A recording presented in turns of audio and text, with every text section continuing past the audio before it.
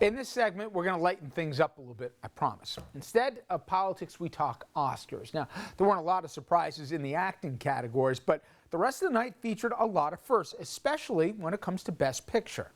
Welcome to the 2020 Oscars! This year's Academy Awards was a night of memorable moments and filmmaking firsts. And the Oscar goes to Parasite. The history-making hit Parasite becoming the first foreign language film to take home the Oscar for Best Picture. The small South Korean film breaking barriers, racking up award after award, including an upset in the Best Director category. Bong Joon-ho honoring his idol Martin Scorsese during his victory speech. I loved that you said in your speech you wished that you could cut the Academy Award up in 5 pieces. Texas Chainsaw. And share it with those other directors. Yeah. Would you really do that? I really love them. Back in Seoul, South Korea's president starting a government meeting with applause for cast and crew of Parasite.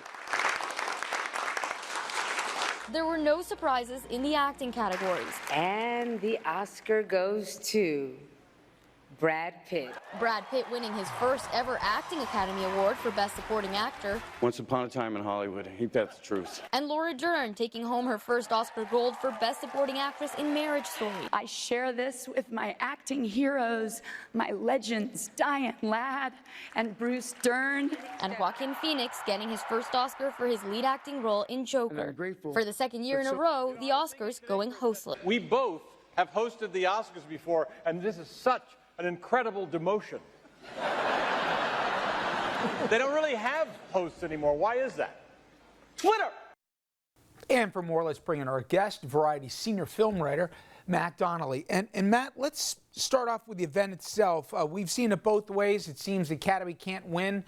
No host. Do you like it or not? I think that anything that gets people talking, especially in an age where award show ratings are in such steep decline, I think is probably good for the health of an institution. So I think changing it up has gotten a lot more attention for the Academy and for the Oscars, but it is confusing. I think that we are all creatures of habit, and not having that one big host to carry us through the night and tell us some jokes and maybe riff on other presenters is confusing, and I think it'll take a couple more tries to really perfect. But I'm not really sure what the Academy will do. I think that the sort of void left by the host is still pretty wide, and we might see someone come back and take the stage soon. To that end, every award show, the element of danger where there's not a net, it's one of the things I think that people tune in for.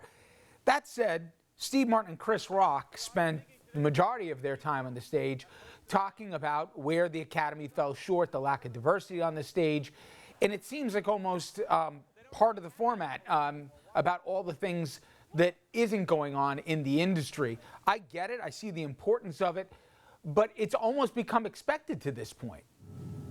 Yeah, I mean, I think that at a certain point you have to realize that you have to start maybe turning sort of inward and maybe addressing this within the ranks of the Academy so that the nominations can reflect the diversity that everyone so openly mocks the Oscars for lacking.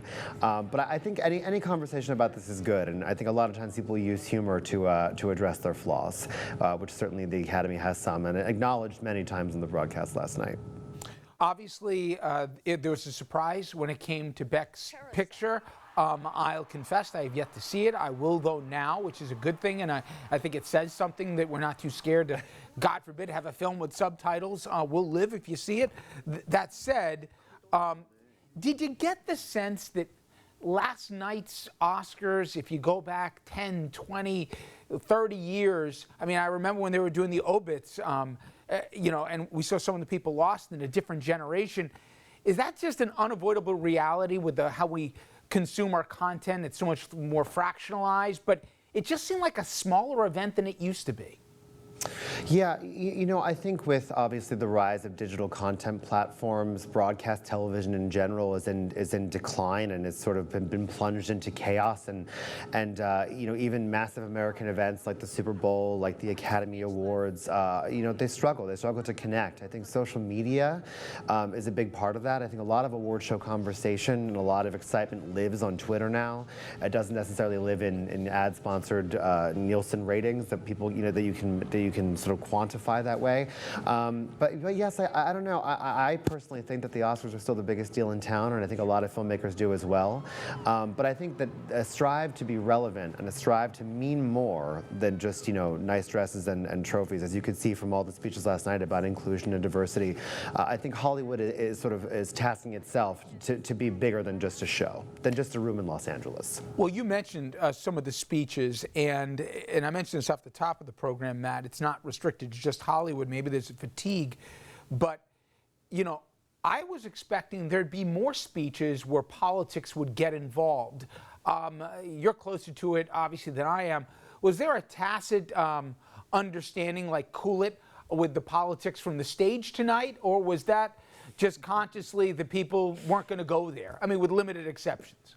Yeah, I think the Academy would love if they could enforce a no politics a rule for speeches. No, I think one of the biggest reasons that we saw sort of a damp down on a lot of political and controversial remarks and speeches is because of just how the winners played out. I think there was so much joy and momentum behind Parasite.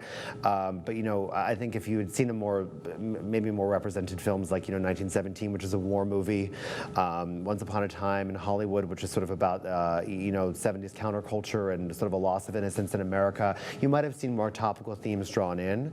But I don't think there was any sort of unified agreement among talent that we wouldn't bring it up. And I think that people who felt pressed to say it said it.